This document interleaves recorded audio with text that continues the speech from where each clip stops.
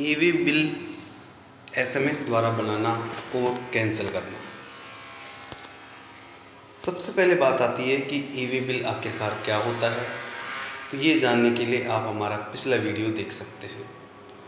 मोटी तौर पर मैं आपको बता दूं, ईवी बिल माल को एक स्थान से दूसरे स्थान पर भेजने के लिए आपके पास जो बिल होता है, बिल जारी किया जाता है, उस बिल को आपको ऑनलाइन करना होता है और उसे ही ईवी बिल बोला जाता है। तो ईवी बिल क्या है कि आप कैसे जनरेट कर सकते हैं। यदि मान लीजिए आप बड़ी व्यापारी हैं तो आपको कंप्यूटर की ज़रूरत होगी। यदि आप बहुत सारे दिन में ईवी बिल बनने हैं और तो आपको एक कंप्यूटर की ज़रूरत होगी। लेकिन मान लीजिए कि मैं एक छोटा व्यापारी हूँ, मैं दिन का 1 या 2 ईवी बिल बनाने की ज़रूरत होती है। तो क्या मुझे कंप्यूटर चाहिए या मुझे स्मार्टफोन चाहिए? तो सरकार ने कहा कि जी नहीं, आपको एक फैसिलिटी सरकार ने दे रखी है कि आप एसएमएस के द्वारा भी अपना ईवी बिल बना सकते हैं। आप अपने सिंपल से फ़ोन से, सादा फ़ोन से टेक्स्ट मैसेज करके भी ईवी बिल बना सकते हैं। कई बार क्या होता है कि हमारा नेटवर्क कनेक्टिविटी नहीं होती है, तो उस केस में भी इमरजेंसी में आपको एसएमएस के द्वारा आप ईवी बिल बना सकते हैं। तो देखिएगा कि ईवी बिल बनाने के लिए आपको सबसे पहले एक बार का काम है कि आपको रजिस्ट्रेशन कर लेना है, जो अपने किसी स्मार्टफोन से या फिर आप किसी कंप्यूटर से कर सकते हैं। वन टाइम प्रोसेस है। उसके बाद आपको ईवी बिल बनाना है तो आप अपने सादा फ़ोन से टेक्स्ट मैसेज करके भी ईवी बिल बना सकते हैं। तो इसके लिए आपको वन टाइम प्रोसेस रजिस्ट्रेशन है। उसके लिए आपको ईवी बिल की वेबसाइट पोर्टल पर जाना होगा, evbill.gst.nic.in पर जाना होगा। वहाँ पर आपको रजिस्ट्रेशन का एक बटन दिखेगा। वहाँ पर आपको ईवी बिल रजिस्ट्रेशन पर क्लिक कर लेना है। जैसे आप उस पर क्लिक करेंगे तो आपसे आपका जीएसटी नंबर पूछेगा तो आपको अपना जीएसटी नंबर डाल देना है, जो 15 अंकों का है आपका, और कैप्चा कोड जो आपकी स्क्रीन के ऊपर दिख रहा होगा, उसमें डिजिट भी होंगे, उसमें अल्फ़ाबेट्स भी होंगे, तो आपको डाल देना है और गो बटन पर क्लिक कर देना है। जैसे ही आप गो बटन पर क्लिक करते हैं, आपकी जो रजिस्टर्ड मोबाइल नंबर जो आपने जीएसटी रजिस्ट्रेशन के वक्त दिया हुआ था, उस पर आपको एक ओटीपी आएगा और ओटीपी को आपको डाल करके उसको वेरीफाई कर लेना है। जैसे ही आप ऐसा करते हैं तो आपको एक यूज़र आईडी और पासवर्ड मिल जाएगा आपके रजिस्टर्ड मोबाइल नंबर या रजिस्टर्ड ईमेल आईडी पर। आप जैसे ही आपका रजिस्ट्रेशन प्रोसेस हुआ, आप जो यूज़र आईडी और पासवर्ड मिले हैं उससे आप लॉगिन बटन होगा होम पेज पर इसके ईवी बिल पोर्टल पर, तो वहाँ पर आप लॉगिन बटन पर क्लिक कर दीजिएगा। वहाँ पे आपको रजिस्ट्रेशन का ऑप्शन दिख रहा होगा, वहाँ पे आप सेलेक्ट कीजिए फॉर एसएमएस। ठीक है, आपने इतना कर लिया। उसके बाद आपके मोबाइल नंबर पर फिर से एक ओटीपी आएगा। जैसे ही आप सेंड ओटीपी बटन पर क्लिक करते हैं, वहाँ पे आपको अपना ओटीपी डाल देना है और वेरीफाई ओटीपी बटन पर क्लिक कर देना है। तो यह सुविधा किसके लिए होगी? जिसके पास जीएसटी नंबर देते वक्त जिसके पास रजिस्टर्ड मोबाइल था, उस रजिस्टर्ड मोबाइल से ही आप उस मोबाइल नंबर से ही आप ईवी बिल एसएमएस के थ्रू बना सकते हैं। अब बात आती है, आपने इतना प्रोसेस कर लिया, अब आपका कंप्यूटर का या फिर स्मार्टफोन का ऑप्शन ख़त्म हो गया। अब आपने सादा फ़ोन से भी टेक्स्ट मैसेज कर सकते हैं। तो आपको सबसे पहले बात आती है कि जो मैसेज है वो मुझे कौन से नंबर पर करना होगा। कौन सा नंबर होगा वो? 7738299899, जैसा कि आपको आपकी स्क्रीन के ऊपर दिख रहा होगा। आपको इस नंबर पर मैसेज करना है। अब बात आती है कि मुझे क्या मैसेज लिखना है मोबाइल नंबर पर और मुझे क्या क्या चीज़ों की ज़रूरत हो। तो देखिए, आप सबसे पहले डिसाइड करिए कि आप ट्रांसपोर्टर हैं या सप्लायर हैं या रिसिपिएंट। ज़्यादातर केसेज में यदि आप छोटे हैं तो आप सप्लायर होंगे। और आप यदि छोटे ट्रांसपोर्टर हैं तो ट्रांसपोर्टर हो सकते हैं। सबसे पहले हम बात कर लेते हैं कि यदि आप सप्लायर हैं तो क्या ऑप्शन होगा, आपका जो कोड होगा EWBG, यानी कि ई वे बिल जी यानी जनरेटर। तो क्या हो जाए, ज़्यादातर क्या हो जाता है सप्लायर के लिए EWBG हो जाएगा। यदि आप ट्रांसपोर्टर है तो जी की जगह क्या हो जाएगा EWBG। यदि आप सप्लायर हैं, छोटे से दुकानदार हैं या बड़े दुकानदार हैं, आपको बिना ट्रांसपोर्टर के आप माल भेज रहे हैं तो आप क्या करेंगे जी।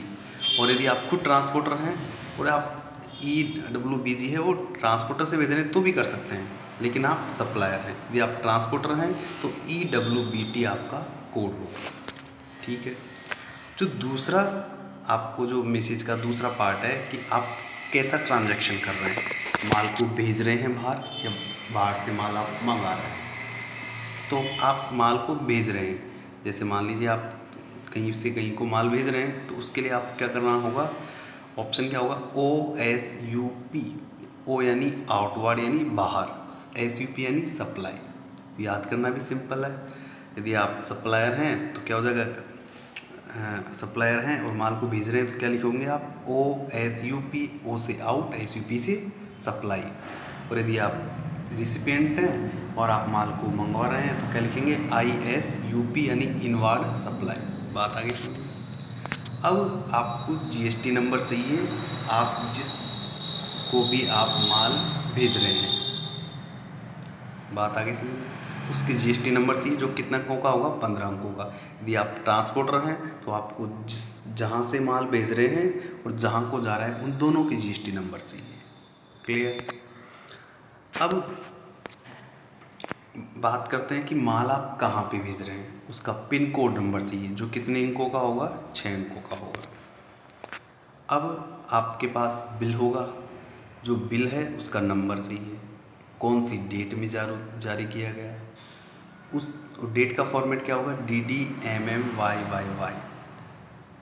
ठीक है, यानी कि जैसे आपको मान लीजिए 10 अगस्त 2020 है तो आपको 10 के लिए 10, अगस्त के लिए 08 और 2020 के लिए 2020, तो 10/08/2020 आपका ये डेट का फॉर्मेट हो जाएगा।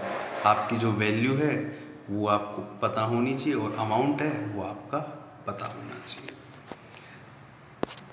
ठीक है।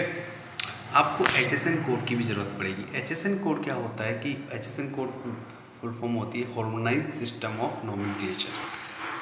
तो जो HSN कोड होता है वो क्या है, कमोडिटी वाइज होता है, जो आपको आपका CA बता देगा कि आपकी कमोडिटी का HSN कोड क्या है। ये आप गूगल पे भी एक बार सर्च कर सकते हैं, एक बार, ये वन टाइम प्रोसेस होगा। तो आपका जो 4 डिजिट का HSN कोड है वो आप पता कर लीजिए। और कितनी डिस्टेंस होगी अप्रोक्सीमेट वो आपको होना चाहिए। और व्हीकल की इंफॉर्मेशन चाहिए, जैसे कि उसका व्हीकल नंबर क्या है। अब जो फॉर्मेट है उसकी बात कर लेते हैं। ये तो हमने चीज़ें जानी कि क्या क्या चीज़ों की ज़रूरत पड़ेगी हमको। अब इसका फॉर्मेट क्या होगा, टाइप, यानी कि आप ट्रांसपोर्टर हैं या सप्लायर हैं। ज़्यादातर केसेस में आप सप्लायर होंगे तो क्या लिखेंगे EWBG। ट्रांजैक्शन टाइप, फिर एक स्पेस देंगे, फिर ट्रांजैक्शन टाइप। तो ट्रांजैक्शन टाइप पे यदि माल को भेज रहे ज़्यादातर केस में तो क्या लिखेंगे OSUP यानी आउटवर्ड सप्लाई। फिर स्पेस देंगे, फिर जो आपका माल रिसीव कर रहा है उसका GST नंबर डालेंगे जो कि 15 अंकों का होगा। बात आ गई समझ में। फिर आपको स्पेस डालना है, फिर आपको जहाँ पे माल जा रहा है उसका पिन कोड डालना है।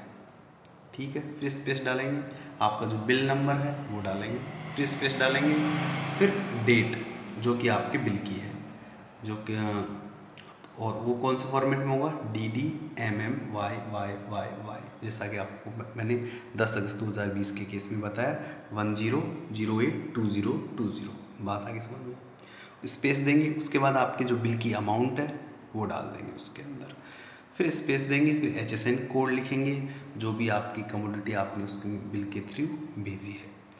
स्पेस देंगे आप, उसके बाद कितनी डिस्टेंस होगी अप्रोक्सीमेट डिस्टेंस उसके अंदर किलोमीटर में डाल देंगे और फिर आपके स्पेस दे करके व्हीकल नंबर और डाल देंगे। ये आपका SMS का फॉर्मेट हो गया। आप इसका स्क्रीनशॉट ले सकते हैं और इसको एक बार पेन या कागज़ में लिख लीजिए और नोट कर लीजिए। एक दो बार में आपको याद भी हो जाएगा यदि आप प्रैक्टिस करेंगे तो इसका फॉर एग्जांपल भी दिया हुआ है। जैसे मान लीजिए आप सप्लायर हो तो क्या टाइप किया आपने, EWBG, फिर आपने क्या दे दिया, स्पेस, फिर आप बाहर माल भेज रहे थे तो आपने क्या लिख दिया, OSUP, फिर आपने एक स्पेस दे दिया, फिर आपने उसकी GST नंबर जो जहाँ पे माल जा रहा है उस फर्म के GST नंबर डाल दिया आपने 15 अंकों के, फिर उसके बाद आपने स्पेस डाल दिया, उसके बाद आपने पिन कोड डाल दिया 6 अंकों का, फिर स्पेस डाल दिया। ये 450 लिखा हुआ है, क्या है, हाँ इनवॉइस नंबर है कि आपने जो इनवॉइस नंबर है वो आपको मान लो 450 तो 450 डाल दिया। डेट मान लीजिए 10/5/2020 थी तो आपने 10/05/2020 डाल दी इसके अंदर ऐसे। और फिर यहाँ पे आप ये जो बैकस्लैश है वो हटा सकते हैं, डायरेक्ट 10/10/05/2020 भी लिख सकते हैं। और फिर आपको लिखना है कि आपकी अमाउंट क्या थी। तो यहाँ पे जैसे मान लो 5,555 रुपये की अमाउंट थी बिल की, तो वो डाल दिया आपने। HSN कोड मान लीजिए आपका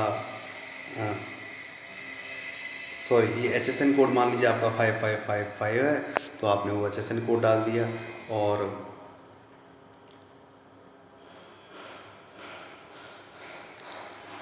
इसमें एक अमाउंट डलना और रह गया, इनवॉइस नंबर, डेट के बाद क्या होगा, अमाउंट डलेगा। तो एक ऑप्शन रह गया, तो यहाँ पे अपना अमाउंट डाल देंगे, फिर आपका HSN कोड आ जाएगा। फिर कितनी डिस्टेंस है, तो डिस्टेंस के लिए आप क्या डाल दीजिएगा, 480, ठीक है।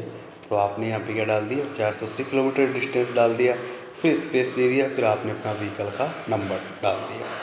जैसे आप ये प्रोसेस कर लेते हैं तो आपके मोबाइल नंबर पर एक मैसेज आएगा तुरंत। तो क्या लिखा हुआ आएगा, EV bill generated successfully, EV bill number, आपको भी EV बिल नंबर अलॉट हो जाएगा। डेट कौन सी, किस टाइम पर और कब तक इसकी वैलिडिटी रहेगी, कौन से डॉक्यूमेंट नंबर के लिए, जिसका इनवॉइस नंबर क्या था, 450।